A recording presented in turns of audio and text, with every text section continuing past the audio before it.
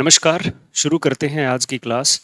नवरात्रा की आपको बहुत-बहुत शुभकामनाएँ और परमात्मा से यही दुआ है कि आप सभी सफल हो और अपनी जॉब को जो जल्द से जल्द हासिल करें। तो कुछ एक परिस्थितियाँ ऐसी है हमारे सामने एग्ज़ाम में कुछ एक बातें ऐसी आ जाती है, जो हमें क्या है एक पूरा फ्रेम बनाना जो है मुश्किल हो जाता है, एक खाका-सा तैयार करना मुश्किल हो जाता है। तो आने वाले इन्हीं नवरात्रों के दौरान हम कुछ स्पेशल आप लोगों के लिए शुरू करने वाले हैं और वो शुरू हम करेंगे एग्ज़ाम से रिलेटेड कुछ एक इफ़ेक्ट ऐसे जिनकी माइंड में इमेज बन जाए। जी हाँ, हम हो सकता है क्वेश्चंस के माध्यम से आपको आगे बढ़ाएँ या फिर हो सकता है कि आपको किसी अन्य कंसेप्ट के माध्यम से लेके चले। आज का हमारा जो कंसेप्ट है वो ही काफ़ी उलझन भरा है। हम ऐसे सोचते रहते हैं कि क्या होगा, कैसे होगा? पुराने कंसेप्ट हमारे माइंड में हैं और नए कंसेप्ट जो है वो डेवलप हो नहीं पा रहे हैं। तो क्यों नहीं हो पा रहे हैं? Because of some reason. पहली रीज़न तो ये कि अच्छी बुक मार्केट में नहीं हो पाना, मार्केट में अच्छी बुक्स जो है वो सिलेक्शन नहीं अवेलेबल हो और है तो उनको पढ़ नहीं पाना। ये कुछ एक बातें हैं, इनको हम ध्यान में रखेंगे।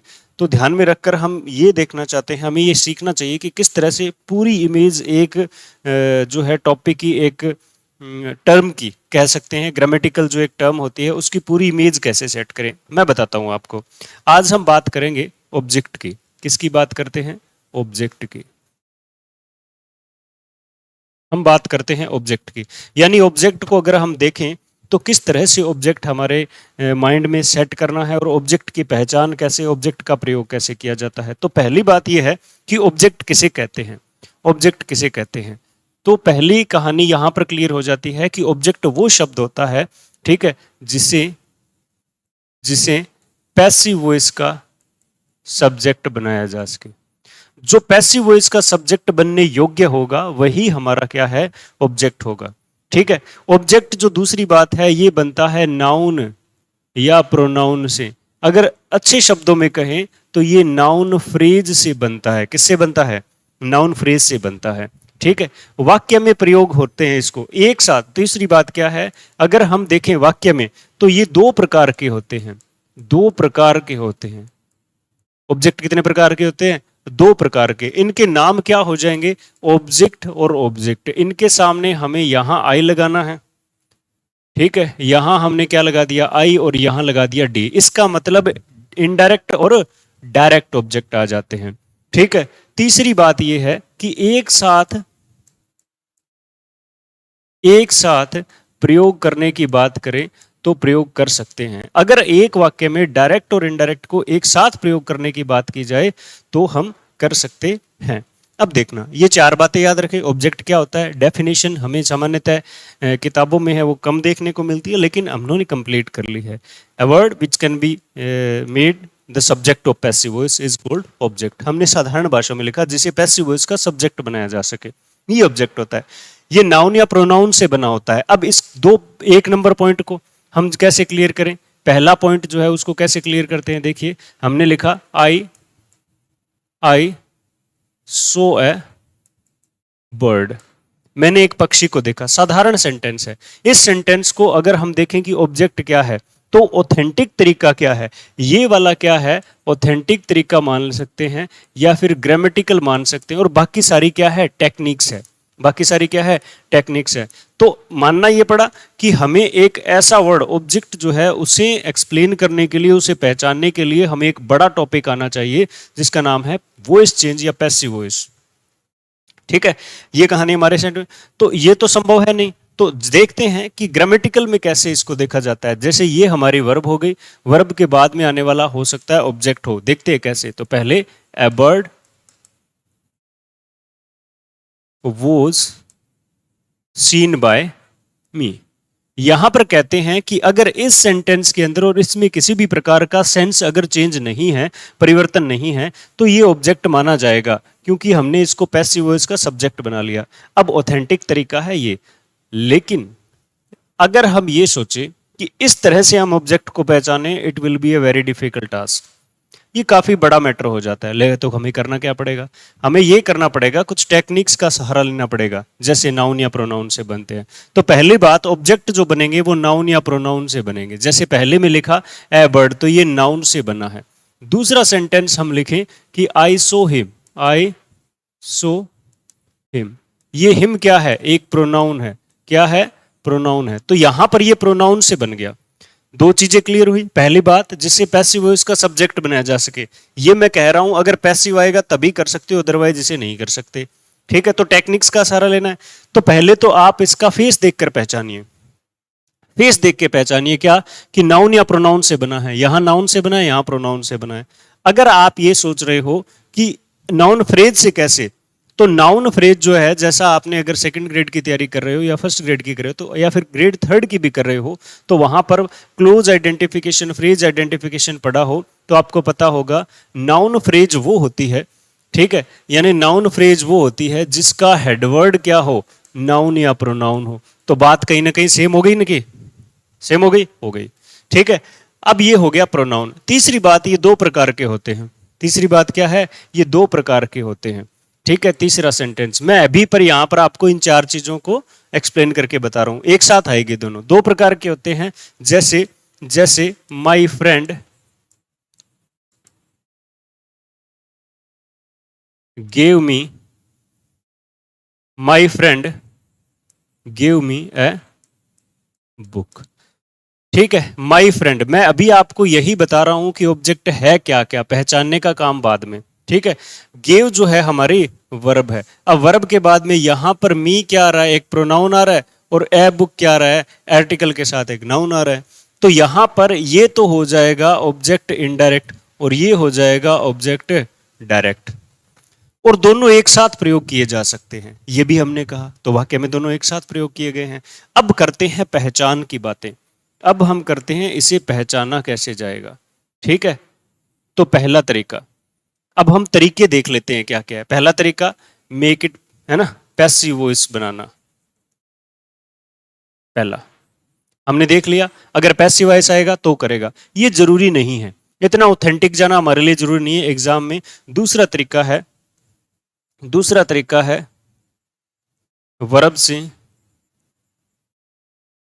क्वेश्चन पूछना।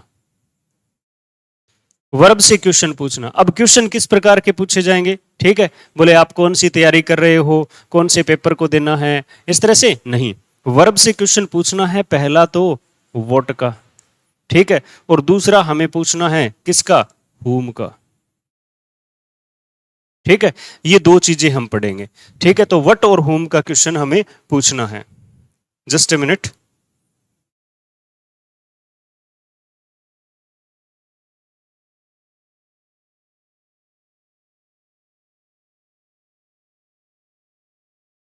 हाँ जी, ठीक है, वट और होम का। अगर हम वट का क्वेश्चन पूछते हैं तो आने वाला, सामने आने वाली चीज कोई वस्तु होगी, ठीक है, कोई वस्तु होगी, या फिर कोई जीव जंतु हो सकता है, जानवर हो सकता है, सामान्यतः बातें ये है। अगर होम का क्वेश्चन आप पूछते हो तो इसका मतलब सामने आने वाला वर्ड क्या होगा, क्या होगा, एक व्यक्ति विशेष हो सकता है। ठीक है, ये चीजें हो सकती है। ठीक है, जैसे हम यहां पर कोई भी चीज, नाउन कहते किसे हैं, एक पर्सन प्लेस थिंग को कहते हैं, तो वही चीजें आएगी यहां पर। ठीक है, तो यहां पर सामान्य बातें हैं, ये अभी 8वीं 9वीं क्लास की बातें चल रही है। ठीक है, तो वर्ब से क्वेश्चन पूछना। ठीक है, तीसरी बात हमारी क्या होती है, तीसरी बात क्या होती है, हमें ज्ञान होना चाहिए। हमें ज्ञान किसका होना चाहिए, हमें एक बात का ज्ञान होना चाहिए।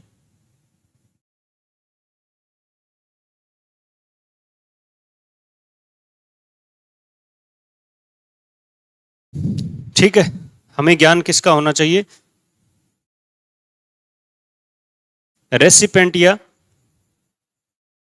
नॉन रेसिपेंट का।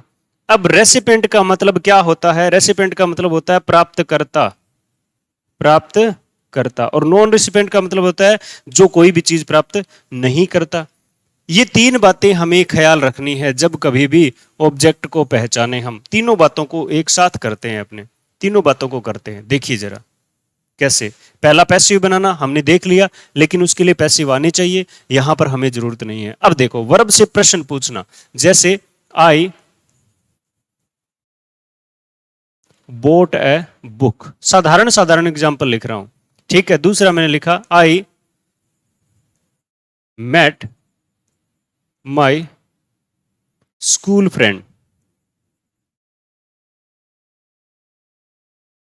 आई मेट माई स्कूल। तीसरा, I gave her a book. ये 3 क्वेश्चन है। अब देखो वर्ब कौन सी है, सबसे पहले आप वर्ब अंडरलाइन कर लीजिए। वर्ब हो गया, वर्ब हो गया और ये वर्ब हो गया। तो ये तथ्य ध्यान में रखिए कि वर्ब से हमें प्रश्न पूछना है। आई बॉट, या तो वट का या हुम का। आई बॉट, मैंने खरीदा। अरे भाई तुमने क्या खरीदा बताओ? वोट खरीदा, तो आंसर आया ए बुक। देखिए क्या का उत्तर पाते ही हमें क्या मिला? ए बुक मिला। तो इसका मतलब ये क्या है? ऑब्जेक्ट है। या यहां न लिखकर हम इसे अगर इस तरह से लिखें, ओबीजे, ऑब्जेक्ट यहां लिखे तो ज्यादा सही रहेगा। दूसरा, I met my school friend, ये पूरा एक वर्ड है, पूरा एक फ्रेज है, वर्ड नहीं है, फ्रेज है। I met my school friend, मैं किससे मिला? हुम का उत्तर मिला, हुम का, किससे, किससे, हुम का उत्तर मिला। मिलते ही हमें क्या मिला? माई स्कूल फ्रेंड। तो ये क्या हो जाता है? ऑब्जेक्ट। क्या हो जाता है? ऑब्जेक्ट हो जाता है। तीसरा देखिए, I gave her a book, मैंने दिया। क्या दिया भाई? क्या दिया? अब इस क्या को पूरा करना है हमें, इसको पूरा करना है। क्या दिया? तो उत्तर आया ए बुक। क्या दिया? A book. ठीक है, तो ये क्या हो जाता है? हमारा एक ऑब्जेक्ट हो जाता है। ठीक है, किसे दिया? हुम, किसको दिया? किसको दिया? तो उत्तर आएगा हर, इसे दिया। तो ये क्या होता है? क्या किसको से उत्तर अगर हमारा मिल रहा है तो वो ऑब्जेक्ट होता है। ये दोनों क्या है? ऑब्जेक्ट है। ये दोनों क्या है? ऑब्जेक्ट है। जस्ट मिनट, ये दोनों आगे ऑब्जेक्ट। अब हमें ये पता करना है कि इसमें ये तो क्या हो गया? एक ऑब्जेक्ट। ये अब इसमें दोनों है, तो दोनों आएंगे तो हमें क्या करना है? डायरेक्ट और इनडायरेक्ट पहचानना है। तो डायरेक्ट जो होगा ना, डायरेक्ट होगा, ठीक है। जो इनडायरेक्ट होगा, इनडायरेक्ट के साथ में रिसीव करेगा। इनडायरेक्ट जो ऑब्जेक्ट होगा वो कुछ ना कुछ रिसीव जरूर करेगा, यानी प्राप्त करेगा। अब देखो बुक किसको मिल रही है? हर को। तो ये कौन सा ऑब्जेक्ट है? इनडायरेक्ट ऑब्जेक्ट है। और नॉन रिसिपेंट यहां पे कौन है? बुक है, तो ये डायरेक्ट ऑब्जेक्ट है। बस यही ख्याल रखना है अपने को कि डायरेक्ट और इनडायरेक्ट में अपने क्या करना है। एक वाक्य में एक ऑब्जेक्ट है, हमें जनरली नहीं सोचना, आगे बताऊंगा। दूसरे वाक्य में दूसरा ऑब्जेक्ट है, ठीक है, एक ही है फिर से, तो वो भी ऑब्जेक्ट हो जाएगा। अभी सामान्यतः डायरेक्ट मानिए इनको, जब दो आए तब डायरेक्ट और इनडायरेक्ट की बात करनी है। ठीक है, तो ये हो जाता है वट और हुम का क्वेश्चन करने के लिए दो ही बातें करनी है। जब दो ऑब्जेक्ट आए ना हमारे सामने, तो हमें दो ही बातें करनी है। पहला वट हुम करो, फिर रेसिपेंट नॉन रेसिपेंट करो, जैसे सेंटेंस आ जाए। ठीक है, जैसे we asked our teacher a question. We asked our teacher a question. अब इसके अंदर जो है वर्ब हो गई हमारी ये वाली, हमने पूछा। तो भाई यहां पर मैं लिख रहा हूं क्या पूछा? क्या पूछा बताइए? तो उत्तर आएगा प्रश्न पूछा। देखो उत्तर आएगा प्रश्न पूछा। ये हमारा क्या का उत्तर देता हुआ ऑब्जेक्ट है। ठीक है, दूसरी बात अगर हम करें कि किससे पूछा, किससे पूछा, तो उत्तर आया हमारा ये। तो इसका मतलब ये भी हमारा क्या है? ऑब्जेक्ट है। तो क्या किससे से बन गया हमारा। तो अब ये दोनों क्या बन गए? ऑब्जेक्ट बन गए। क्या बन गए? ऑब्जेक्ट बन गए। अब दूसरी बात, रिसीव करना, रिसिपेंट या नॉन रिसिपेंट का मतलब प्राप्त करना या नहीं करना। प्राप्त क्या कर रहे हैं? प्राप्त कौन कर रहा है? अब क्वेश्चन किसको मिला? टीचर को मिला। तो ये क्या हो जाता है? इनडायरेक्ट ऑब्जेक्ट हो जाता है। और क्वेश्चन को क्या मिला? कुछ नहीं, ये नॉन रिसिपेंट है, तो ये क्या हो जाता है? डायरेक्ट ऑब्जेक्ट हो जाता है। ये कहानी शुरू हुई। अब हमारी अगली बात यह है, बहुत इंपॉर्टेंट, कि इनका नाम डायरेक्ट इनडायरेक्ट क्यों पड़ा।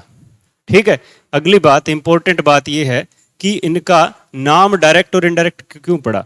देखिए, ठीक है, ये ऐसे नहीं कि रिसीव कर रहा है इसलिए डायरेक्ट है, ऐसा नहीं है। ये नॉन रिसीव कर, नॉन रिसिपेंट है इसलिए इनडायरेक्ट है, ऐसा कुछ नहीं है। ऐसी परिस्थितियां हमारे सामने नहीं आती कि रिसीव करता या नहीं करता, ऐसा कुछ नहीं है। हमें क्या ध्यान रखना है?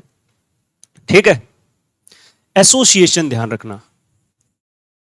एसोसिएशन, एसोसिएशन का मतलब वर्ब के साथ, वर्ब के साथ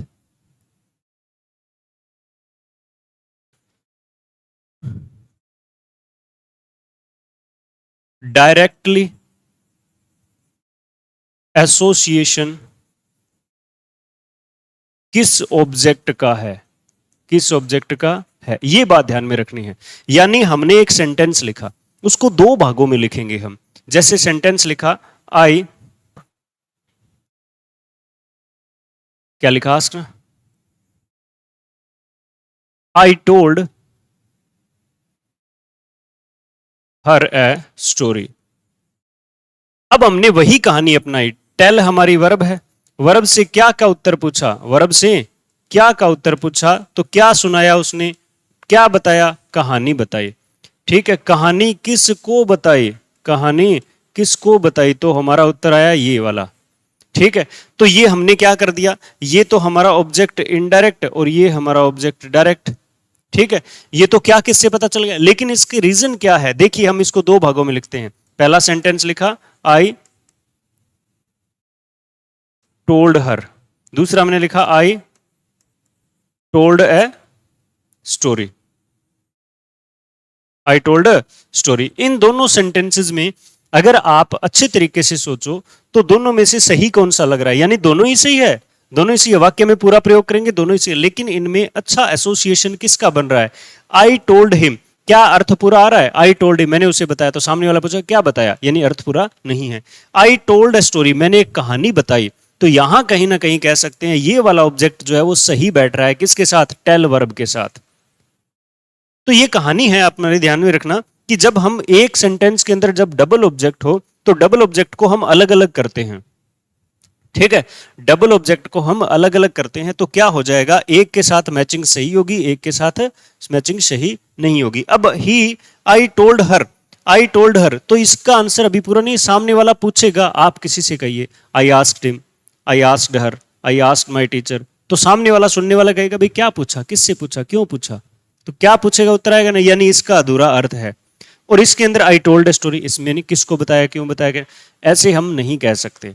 तो यहां पर ए स्टोरी जो क्या है, पता ये चला, इन दोनों को अलग अलग करने से पता चला कि इस टोल्ड वर्ब का डायरेक्ट एसोसिएशन किसके साथ है, ए स्टोरी के साथ, और इसी एसोसिएशन के कारण इसको डायरेक्ट कहते हैं, और ये इसके माध्यम से यहां पर आ रहा है। इनडायरेक्ट ऑब्जेक्ट हर जो है वो इसी के माध्यम से, ए स्टोरी के माध्यम से आ रहा है, इसलिए इनडायरेक्ट है, इनडायरेक्टली वर्ब का ऑब्जेक्ट बन रहा है। ठीक है, यानी ये क्या है, इनडायरेक्टली ऑब्जेक्ट बन रहा है, और ये डायरेक्टली ऑब्जेक्ट बन रहा है, डायरेक्टली ऑब्जेक्ट बन रहा है। अब इनडायरेक्टली डायरेक्टली का पता कैसे चला, इस तरह से अलग अलग करने से। ठीक है, तो ये कहानी हो जाती है why the words are called direct and indirect objects. ये पता चला हमें, कुछ नहीं करना, आपने व्हाट हुम का उत्तर लेना है, रिसिपेंट नॉन रिसिपेंट करना है, इनडायरेक्ट ऑब्जेक्ट डायरेक्ट ऑब्जेक्ट बन जाएगा। अब इसका कोई रीजन पूछे क्या है, तो आपने बोलना है क्योंकि जो डायरेक्ट ऑब्जेक्ट होता है वो डायरेक्टली एसोसिएट किसके आधार पर किससे होता है, वर्ब से होता है, इसलिए उसे डायरेक्ट कहते हैं। और जो इनडायरेक्ट ऑब्जेक्ट है वो इस डायरेक्ट ऑब्जेक्ट के माध्यम से, जैसे मैं एक सेंटेंस लिखूं, ठीक है, जैसे I gave her A pen, सीधा मैंने साधारण मैंने दिया, क्या दिया, पेन दिया, किसको दिया, इसको दिया। अब ये कहानी ऐसे बन रही है, मैंने क्या दिया, पेन दिया, किसको दिया, इसको दिया। ये कहानी जो है ना, इसी के कारण, ऐसे नहीं कह सकते कि मैंने दिया, मैंने उसे दिया, क्या दिया, पेन दिया, ऐसे कहानी नहीं चलेगी। हम यही देखेंगे कि पहले डायरेक्टली एसोसिएटेड कौन है, ये वाला है। ठीक है, तो ये हमारा हो गया डायरेक्ट ऑब्जेक्ट और इनडायरेक्ट ऑब्जेक्ट की पहचान। हम आगे की बात करते हैं। आगे की कहानी क्या है कि कई बार एक ऑब्जेक्ट होता है, तो उसे कौन सा ऑब्जेक्ट कहेंगे, जब वाक्य में एक ऑब्जेक्ट हो। ठीक है, यानी जब वाक्य में एक ऑब्जेक्ट हो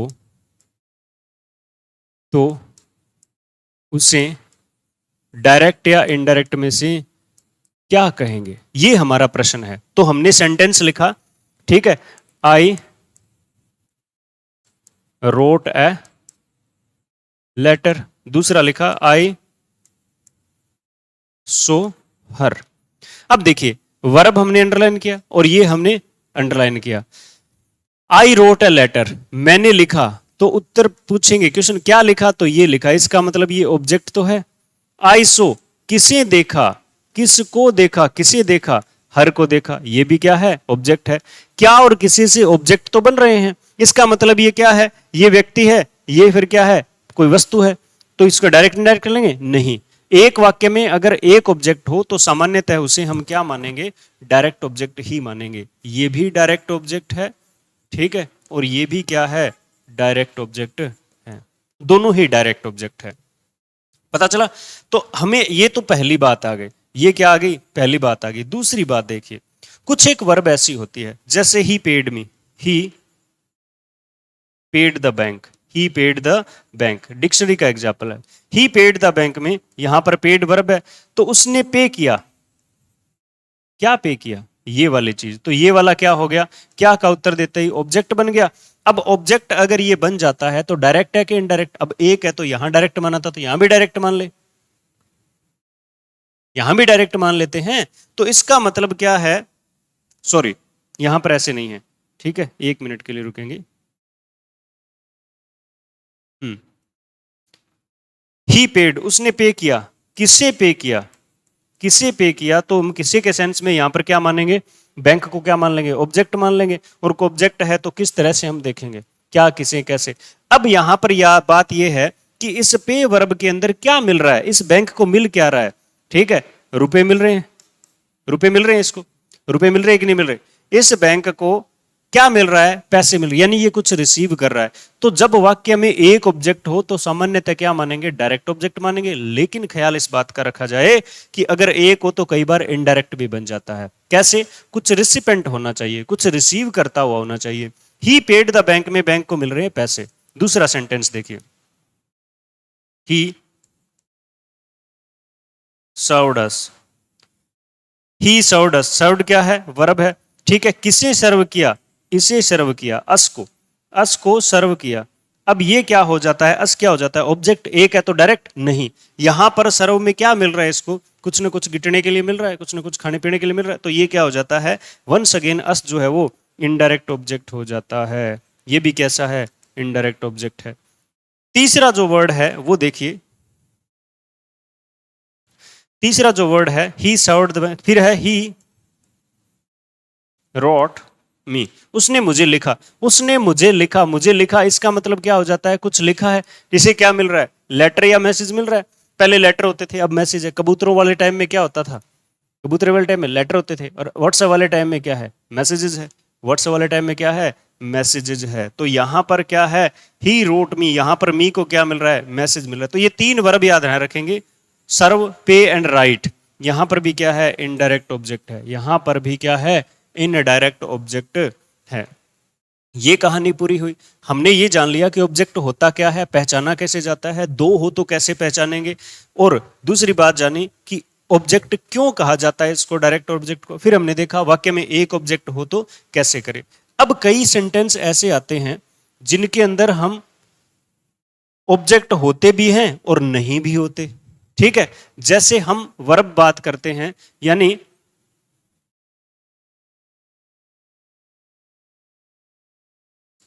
ऐसे ऑब्जेक्ट जो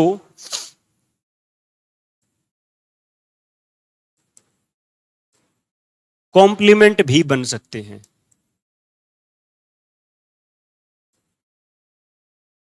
ऐसे ऑब्जेक्ट जो कॉम्प्लीमेंट भी बन सकते हैं। तो पहले ये ख्याल रखें कि ये कॉम्प्लीमेंट भला क्या है, ये क्या चीज है कॉम्प्लीमेंट। देखिए, हमने देखा है कि ही रोट ए लेटर, ये पहला सेंटेंस हो गया। दूसरा सेंटेंस हो गया he is a teacher, he is a teacher. अब दो सेंटेंस हो गए, यहां पर ये वर्ब है, यहां पर ये वर्ब है, दोनों वर्ब हो गई। अब वर्ब से क्वेश्चन पूछना है, ही रोट, उसने लिखा। क्या लिखा भाई? ये लिखा। इसका मतलब ये क्या है? ऑब्जेक्ट बन सकता है। ही इज, वह है, वह क्या है भाई? टीचर है। इसका मतलब ये भी क्या है? ऑब्जेक्ट बन सकता है। अब दोनों क्या का उत्तर दे रहे हैं, लेकिन एक डिफरेंस है, ध्यान से सुने। बड़ा ही छोटा सा डिफरेंस है, अच्छा सा डिफरेंस है। कहानी सेट करनी है माइंड में, बिल्कुल अच्छी तरीके से देखना है आपने। देखो, जब एक बनते हैं, जब हम बात करते हैं, अब मैं थोड़ा सा पेन चेंज कर लेता हूं इस पे, आपको अच्छी बात पता चलने वाली है। तो हम ये क्या देखना है, अब जो क्या का उत्तर मिला है, यानी वर्ब के बाद वाला पार्ट, ये क्या का उत्तर मिला है, और ये की सब्जेक्ट है। अब इनका कंपैरिजन करना है। जब हमें ऑब्जेक्ट